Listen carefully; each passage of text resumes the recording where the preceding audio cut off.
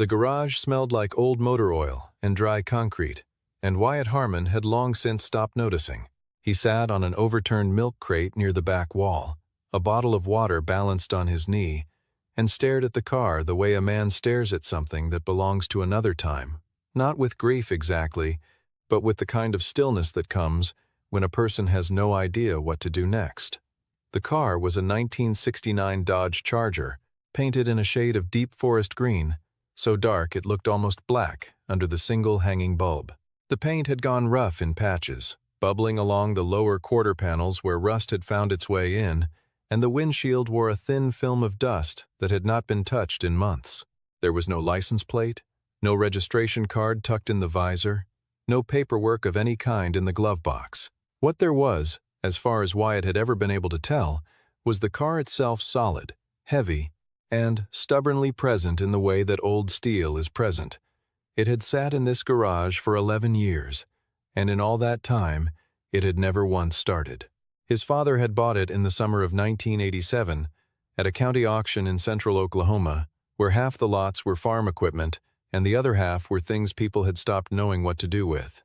Raymond Harmon had paid $800 for the Charger, loaded it onto a flatbed with the help of two strangers, and driven it home without asking a single question about its history.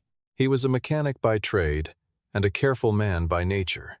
Careful in the sense of paying attention, not in the sense of being cautious, and he said two things about the car that Wyatt had carried for the rest of his life.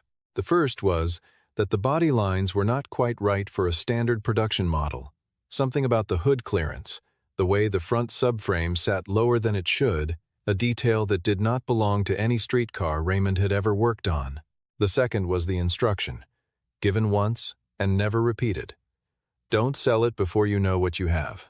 Raymond Harmon died of a stroke in the spring of 2012, leaving behind a mortgage that was almost paid off, a full set of snap-on tools, and the green Charger, sitting motionless in a garage that was now Wyatt's to lease and Wyatt's to worry about. Wyatt had kept all three, though the tools were the only ones that had earned back anything close to their cost.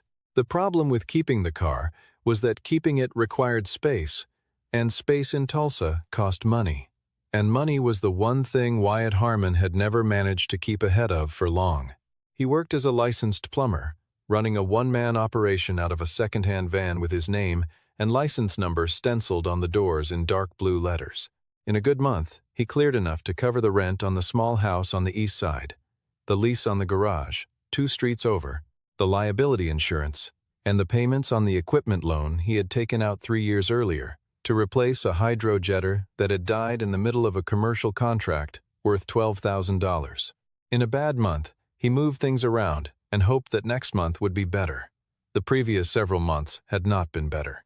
The loan he was now behind on was not the equipment loan, it was an older one, a personal line of credit he had opened during the separation, when his ex-wife had packed 2 suitcases and left, and the legal paperwork had arrived shortly afterward in an avalanche that cost money he did not have. $14,200, borrowed in stages over 8 months, restructured twice with the bank's reluctant approval, and now sitting 90 days past due, with an institution that had finally decided that patience was no longer among the services it offered. He had known the letter was coming for weeks before it arrived. When it did, it came in a plain white envelope from an address he did not recognize. Charlotte Voss and Associates, 4th floor, a building on the west side of Midtown. Charlotte Voss had built her firm over 9 years into something efficient and quietly respected within the narrow professional world of civil asset recovery.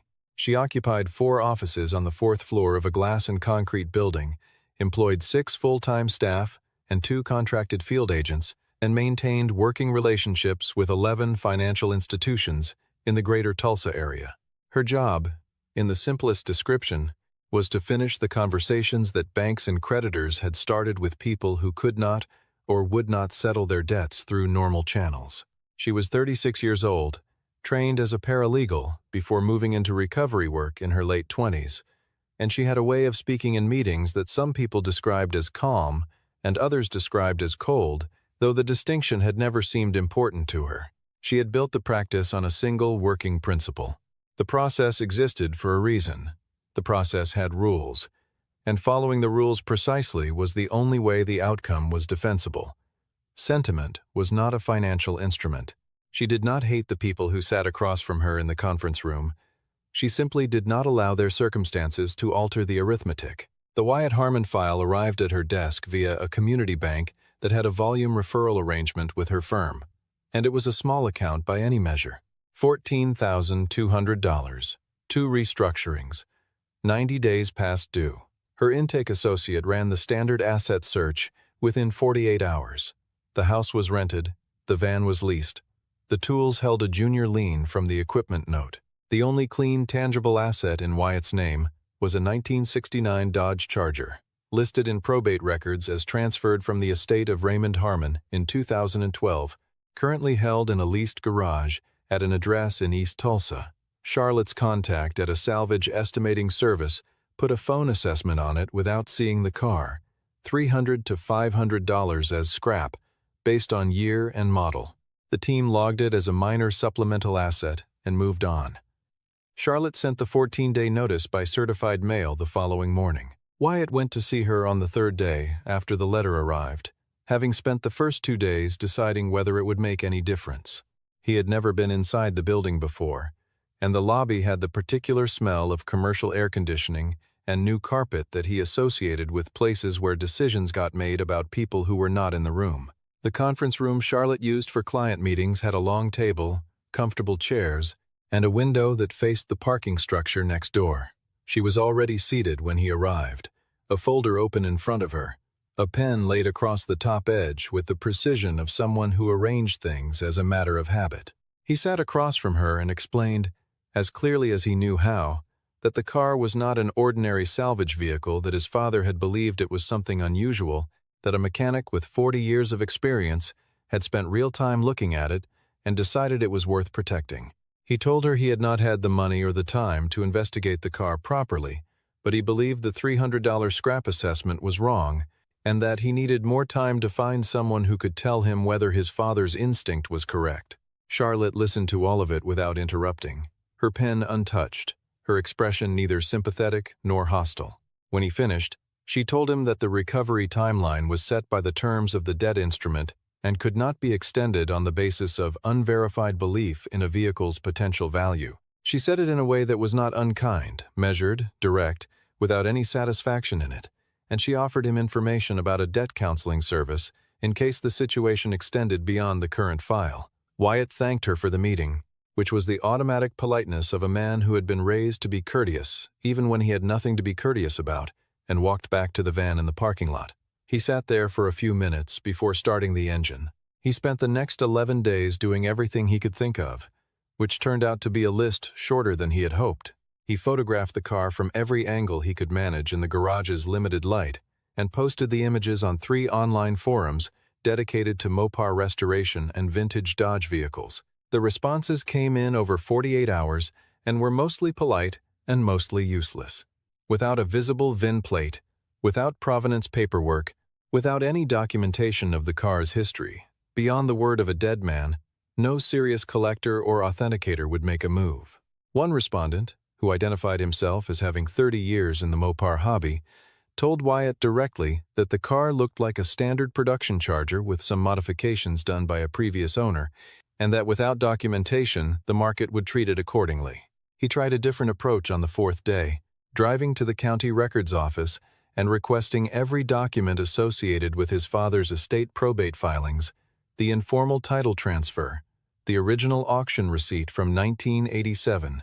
The auction receipt listed the car as a 1969 Dodge Charger, one item in a lot of 6 miscellaneous vehicles sold for a combined price. There was no seller identification beyond a lot number, no history prior to the auction, nothing that told him anything his father had not already told him in the 2 sentences he had said about the car in his entire life. Wyatt folded the papers back into the envelope and drove home without stopping. Wyatt visited a restoration shop on the north side of Tulsa, whose owner had a reputation for knowing old muscle cars, and the man walked around the Charger twice and then told him, not unkindly, that he did not purchase vehicles without paperwork, because the legal exposure was not worth it. 2 regional collector associations received calls from Wyatt on the same afternoon. One did not call back. The other called back on the third Chrysler engineer, whose name had appeared in an online forum thread about production-era Dodge modifications, left a voicemail explaining the situation, and received no response. On the 10th day, Wyatt called the bank directly and spoke to the loan officer who had handled his account during the 2 restructurings. The man was apologetic in the way that people are apologetic when their apology changes nothing. The file had been transferred. The process had a timeline. There was no provision in the terms for a pause based on the possibility that a vehicle might have value that had not yet been established. Wyatt thanked him and hung up. On the 13th day, the truck from Voss and Associates arrived at 7 in the morning. 2 men in gray shirts worked through a clipboard inventory of everything in the garage, and Wyatt signed the seizure documentation with a pen that felt heavier than a pen had any reason to feel. He watched them hook the Charger to the flatbed without saying anything. He did not explain his father's warning. He did not describe the 11 years of leasing the space and paying the utility bill and checking the car every few weeks to make sure the tires still had air. He stood at the doorway of the garage and watched the truck carry it down the street. And when it turned the corner and was gone, he went inside and made coffee because there was nothing else to do. Kellerman Auto Salvage sat at the edge of Tulsa's Western Industrial Corridor, past the rail yard, and down a county road that turned to packed gravel about a quarter mile before the gate. It was not a dramatic place. 3 acres of sorted wreckage, organized loosely by decade and make, with a small cinder block office at the entrance and a hydraulic crusher at the far end that ran 2 mornings a week and shook the ground when it did. The Charger had been placed in the Friday processing lot, a section of the yard reserved for vehicles scheduled for the week's end compression run, positioned between a rusted pickup missing its entire cab roof and the rear half of a station wagon whose front had been removed so cleanly it suggested a professional separation. Isaac Nolan arrived at Kellerman on a Tuesday morning, as he did roughly twice a month, in search of a chrome trim strip and a specific rear differential housing for a Plymouth restoration he had been working on for the better part of 2 years. He was 62 years old and had the unhurried quality of a man who had never needed to perform urgency for anyone, moving through the yard with a canvas bag over one shoulder and a small flashlight clipped to his belt loop. He had worked as a senior authenticator for Barrett Jackson Auction Company for 8 years, before stepping back from full-time employment, and in that time, he had examined over 4,000 vehicles for provenance verification. He had the ability, one that had become so natural, he no longer thought about it consciously, to notice the wrong thing, a proportion that did not belong, a finish that suggested a different manufacturing decision than the one officially recorded. He almost missed the Charger entirely. He was 3 rows over, working through a bin of chrome trim pieces, when something made him stop. It was the color, a specific shade of deep green that most people passing through the yard would have registered as dark green and moved on from. Isaac recognized it differently because he had read a specific line in a Hamtramck production document more than 20 years earlier, and the color had stayed with him, the way useful information stays with people who have organized their knowledge carefully. The designation in the factory records was Fate Green, a paint code applied to a narrow production run in the spring of 1969 with a slightly cool undertone that separated it from the standard dark greens available that model year. The Charger in the Friday lot had it. Isaac put the chrome piece back in the bin and walked over without hurrying. He spent a long time looking before he touched anything. The car was standard at first glance, full-size Charger, body platform, the fastback roofline that had made the model an icon in the years since. But as he moved along the driver's side, his eye fell into the habit of checking proportions against stored reference, and the discrepancies began to accumulate in the quiet way that evidence accumulates when it is real. The hood sat lower at the leading edge than it should have on a street configuration. Not by much, perhaps 3/8 of an inch, but consistently and uniformly, which meant it had been designed that way rather than settling over time. The rear wheel openings were slightly enlarged from the factory stamp line, and the metal edges were clean and original, not the work of a body shop after the fact. The front subframe, when Isaac crouched and looked underneath with his flashlight, showed reinforcement welds in locations that did not appear in any production diagram he had ever reviewed for standard commercial chargers. He moved to the driver's side door sill, pressed his cheek almost to the gravel, and angled the light beam upward into the gap between the sill and the frame rail. The stamp was there. It had been pressed into the raw steel before primer or undercoating was applied, and the decades of accumulated oil and grime had filled the impression like a mold, preserving the characters in fine, dark relief. 3 lines, small and deliberate.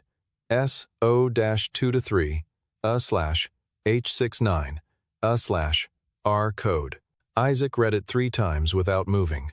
Then he sat back on his heels and held still for almost 2 minutes. The SO prefix in Dodge factory notation indicated special order, a designation applied to vehicles built outside standard production parameters at the direct direction of Chrysler's Special Vehicles Group. The H69 suffix placed the assembly period in the spring run of 1969 at the Hamtramck, Michigan facility. The R code was the engine classification for the 426 cubic inch Hemi, the most powerful engine Chrysler had ever offered in a production vehicle, and one of the most celebrated power plants in American automotive history. But the combination of all 3 codes on a body vehicle, with the specific dimensional modifications Isaac had just cataloged, pointed to something that existed in the collector world primarily as legend. There had been a program known only among a small group of historians, longtime Mopar collectors, and 1 or 2 former Chrysler engineers who had spoken on the record only after retirement, in which Dodge had assembled a limited number of purpose-built superstock test vehicles at Hamtramck in the spring of Plash, 69, intended for a factory-supported drag racing effort that had been canceled without announcement before the competition season began. Most of the vehicles from the program had been destroyed in a storage fire or systematically dismantled for parts to avoid the paperwork complications of unofficial factory race cars. A small number had been sold off through informal internal channels without documentation, disappearing into private hands with no traceable history and no official acknowledgement that they had ever existed. The accepted estimate in the circles that knew about the program was that between 25 and 30 vehicles had been built. The number confirmed to still exist, at the moment Isaac was crouching on the gravel of Kellerman Auto Salvage, was 4. Isaac stood up slowly, brushed the dirt from his knees, and photographed the stamp from 4 angles. He photographed the hood gap, the rear wheel openings, and the subframe welds. He stood beside the car for another 20 minutes, working through the logic methodically, looking for the error he expected to find. He did not find one. He picked up his canvas bag and walked back to his truck without speaking to anyone, sat behind the wheel, and called Evelyn Cross in Scottsdale. Evelyn Cross had operated Meridian Classic Auctions for 9 years from a facility outside Scottsdale, Arizona, and had built it into one of the most consistently respected high-end automotive auction platforms in the country. She did not personally handle vehicles valued below $200,000, not out of arrogance, but because the infrastructure of her operation, the authentication staff, the climate-controlled storage, the relationships with international buyers, and the marketing apparatus that reached them made anything smaller a financial impracticality. She and Isaac had a professional history that went back 15 years, to the time he had authenticated a 1937 Cord for her first major sale, and they had maintained a working relationship since, transactional, built on mutual respect for competence, and without the social pretense that both of them found inefficient. When Isaac's call came through on a Tuesday morning, and she heard the measured quality in his voice, not excitement, which Isaac Nolan did not traffic in, but the specific careful pace of a man controlling his language, because what he was saying was consequential, she cleared the next 20 minutes from her calendar and listened. When he read her the stamp sequence, she was quiet for 3 seconds. She asked him whether he was certain about the subframe geometry. He told her he had photographs. She told him to send them, and she would review them that evening. She called him back at 10:15 that night and said she would be in Tulsa by Thursday. She arrived with her senior authenticator and a portable kit of non-destructive testing instruments capable of measuring metal composition, weld characteristics, and paint substrate layers without cutting into the vehicle. The yard owner at Kellerman gave them access to the Friday lot without quite understanding what he was permitting, assuming it was a routine salvage assessment. The work took 4 hours. The factory stamp passed every available test. The metal composition around the impression was consistent with 1969 Hamtramck production steel, with no metallurgical evidence of later alteration or insertion. The VIN plate was absent, removed at some point in the car's history, almost certainly decades earlier. But a partial derivative stamp on the firewall corresponded to a production sequence that Isaac's records placed within the Hamtramck SO block. The Hemi engine remained in the car, seized and inert, but intact and matching the R code designation. Evelyn stood next to the Charger after the equipment was repacked and looked at it for a moment, the oxidized green paint under the flat sky of the salvage yard, the car sitting between two pieces of discarded metal that would be compressed into flat rectangles within 48 hours. Then she asked her assistant to find a current phone number for Wyatt Harmon. He did not answer the first call or the second.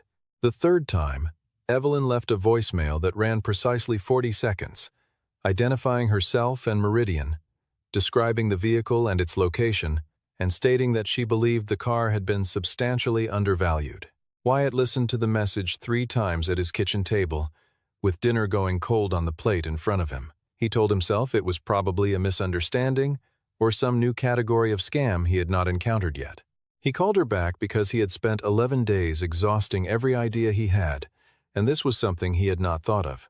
The conversation lasted 22 minutes. Evelyn described the stamp, the authentication, the historical context of the Hamtramck Superstock program, and the market range for a confirmed surviving example in the current collector environment, conservatively, $1.2 to $1.8 million, with the possibility of exceeding that figure if the documentation was thorough and the restoration was handled correctly. Wyatt said almost nothing until the end.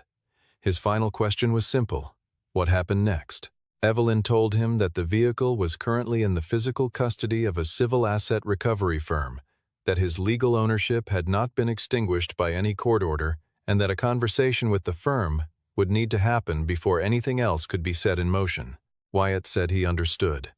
After the call ended, he sat without moving for several minutes, and then said quietly, to the empty kitchen, that he needed to talk to Charlotte Voss. He called her office the following morning, identified himself to the assistant, and asked for an in-person meeting, describing the purpose only as new information regarding the Harmon file. Charlotte agreed to the appointment at 2 in the afternoon, slotting it between 2 other meetings with the same efficiency she applied to everything, assigning it no particular significance. When Wyatt arrived, she was already in the conference room with a notepad and a pen, and the room was arranged exactly as it had been the first time. Her on one side, him on the other, the clean surface of the polished table between them. He sat down, placed a folder in front of him, and did not open it immediately. He said he had new information about the vehicle. Charlotte said she was listening. Wyatt opened the folder and slid 3 documents across the table in order: the authentication report from Evelyn's team, the preliminary appraisal summary, and the letter of intent from Meridian Classic Auctions, confirming their interest in the vehicle for an upcoming Scottsdale sale. Charlotte read the documents in the order they had been placed before her. She read without looking up, her pen lying untouched across the top of her notepad. When she reached the appraisal summary and the figure at the bottom of the page conservative range, 1.2 to 1.8 million, she continued reading with the same pace, but the quality of her silence changed in a way that was difficult to name and impossible to ignore. She set the last page down with a movement that was fractionally slower than her usual handling of paper, a hesitation so small that someone who had not been watching for it would have missed it entirely. She said she would need to consult with her legal team before responding to any of the proposals in the documents. It was the correct thing to say, and the expected thing to say, and it told Wyatt nothing except that she had no intention of making anything straightforward. What she did not say, what her attorney confirmed to her privately within the hour of the meeting, was that the legal situation had become considerably more complex than a routine liquidation. The vehicle had not been sold, processed, or destroyed. It was sitting in the Friday lot at Kellerman, intact, and Wyatt Harmon's ownership had never been formally extinguished through any judicial order. The civil seizure authorization covered possession and liquidation. Liquidation had not yet occurred. There was a window, narrower than Charlotte would have preferred, in which the original owner retained legal standing. She returned to the conference room with a revised accounting. The original debt stood at $14,200. Recovery fees, administrative costs, field agent charges, 2 days of storage at the salvage facility, and what the revised sheet listed as processing overhead brought the adjusted obligation to $22,400. The figure had increased by more than 50% in the 72 hours since the car had been taken from Wyatt's garage. He looked at the itemized sheet without expression, then looked at the phone in the center of the table, where Evelyn Cross had joined the meeting by speaker. Evelyn said that Meridian Classic Auctions was prepared to advance the full amount of the adjusted debt as part of a formal consignment agreement, meaning Wyatt would owe nothing up front and Meridian would recover the advance from a percentage of the final auction proceeds. Charlotte said that she was not aware of any provision in the seizure authorization that required her firm to hold the vehicle pending private auction arrangements, and that the processing schedule at Kellerman was managed by the salvage contractor according to a calendar that was not within her authority to adjust. Isaac Nolan had been sitting at the far end of the conference table for the previous 40 minutes without speaking, his hands in his lap, watching the meeting the way a man watches a card game he already knows the outcome of. He placed both hands flat on the table, and without raising his voice or altering his posture, he asked Charlotte when exactly the Kellerman processing schedule for the Friday lot had been moved forward to Wednesday morning. The room was quiet, in the way rooms are quiet when a question removes every available response except the true one. Charlotte moved the papers in front of her, with the precise, deliberate motion of someone managing composure. Isaac did not wait for her to answer. He explained, without emphasis, that he had been at Kellerman that morning, a routine visit for a parts search, and the yard's operations manager had shown him an updated work order, stamped with the previous afternoon's date, that moved the Charger's processing from Friday's run to Wednesday at 8 in the morning, approximately 15 hours from the current moment. He had a photograph of the work order on his phone. He also noted, for the record, that he had placed a call before arriving at the meeting to an attorney in Dallas who had successfully argued preservation liability in a case involving a Shelby prototype in 2019, a situation in which a vehicle had been destroyed while authenticated documentation of its market value was in the formal possession of the party controlling it. The attorney had found the current situation interesting. Wyatt looked across the table at Charlotte and asked, in a voice that did not change pitch or volume from one word to the next, when she had known about the revised schedule. Charlotte said nothing. She looked at the documents in front of her, and the small adjustment she made, squaring their edges against each other with a fingertip, was the only movement in the room for several seconds. The meeting ended without a signed agreement, but the terms of the conversation had shifted in a direction that could not be reversed. Within 90 minutes of Wyatt and Isaac leaving the building, Charlotte's attorney had reached out to Evelyn's attorney in Scottsdale, and the two of them began working through the consignment and release documentation at a pace that Charlotte's office did not usually manage after business hours. Isaac drove from the meeting directly to Kellerman, spoke to the operations manager for a few minutes, and then stood at the entrance to the Friday lot and waited while the legal process completed itself in offices across the city. The consignment documentation was filed by 6 in the evening. The formal hold release was signed at 9:40 that night.